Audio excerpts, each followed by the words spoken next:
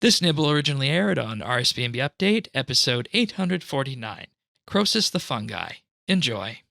Well, let's jump in then, because there's going to be lots of questions about how exactly do you take down a skilling Let's talk boss. about the fight. Uh-huh.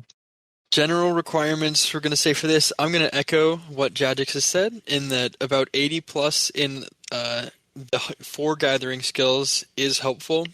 It's one of the cases where you do want to have all 4 of those skills leveled up, because your level, including if your level is lowered, whatever your current level is the level that is used when you're calculating damage to the core of the boss. So having that be maxed is very helpful.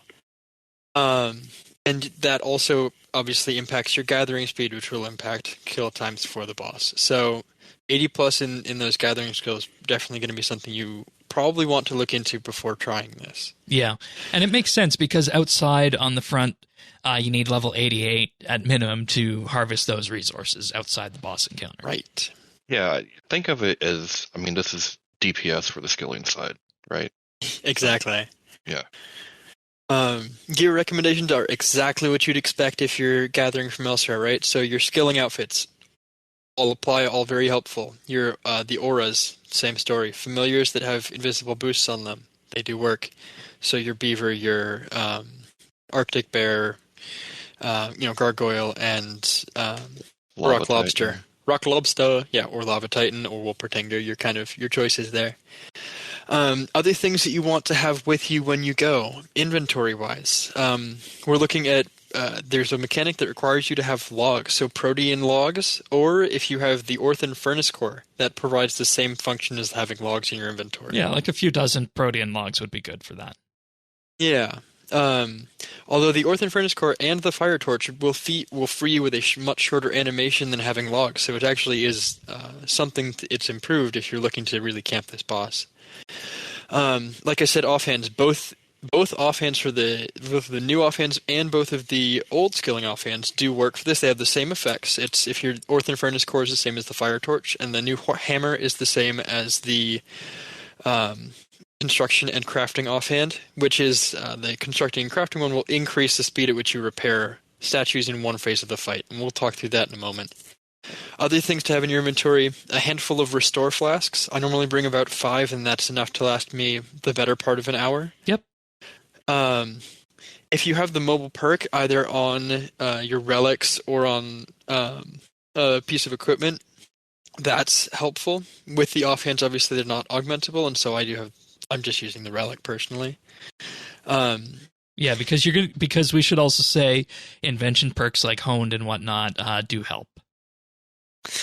And we have a question about the next thing later in the podcast, so we'll discuss more of it later, but having Bladed Dive unlocked is very helpful for this. Very, surge. Very helpful. But you can do it without it, it's just surge. a little bit more difficult. Yes, it requires some additional setup, but it is nice to have. Next up, the Crystal Mask. They have updated Crystal Mask without telling anybody about it. We noticed this later in the week. The Crystal Mask acts like the resonance ability at a normal boss, in that it immunes you from the next hit the boss does towards you. Which is great, because, if there's a challenging mechanic or a mechanic that does a ton of damage, which, hint, there is, Crystal Mask is a great way to avoid that. And lastly, the Perfect Plus Potion does give benefits to several of the skills in this encounter. Which is to say, your Perfect Juju Potions will also work for that. Yeah, I would say in short, you're used to optimizing XP when you're skilling, right? Do the same thing here. Yes, but in a different way. Like, you're not going to be using your your clan avatar and stuff like that. But you want to use those, or if you notice, like the auras, like the Call of the Sea, Lumberjack, Quarrymaster, most of them are all like an increase in your gathering, so that can make a pretty significant impact.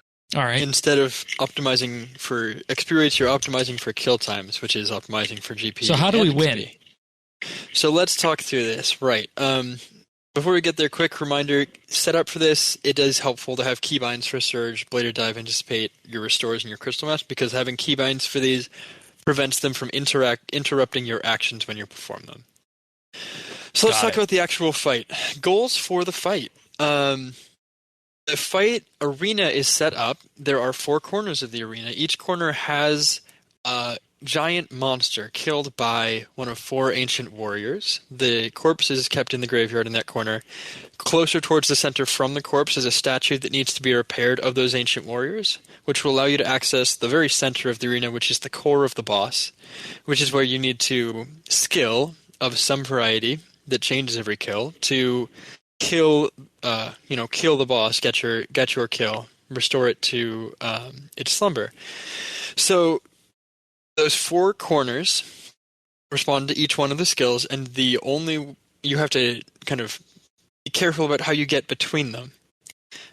You gather resources from each corner, and you use those resources to repair the statues that are closer in, but not the statue in the same corner. So you need to traverse around the arena in order to do this. Once the statues are repaired, you then pray at them to open up the core. Each statue adds a set amount of time. I want to say it's about 20 seconds, but I haven't actually timed it, where the core is open for you to do damage to the boss through whatever skilling. The central node changes to one of the 4 skills randomly. So if you have augmented tools, it's useful to bring those augmented tools to have that extra augment the perk buff from them. And this is where the synergizing with your team comes in.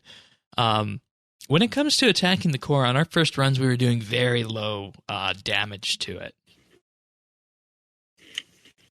And I assume that was because we didn't do something right in terms of activating statues or something?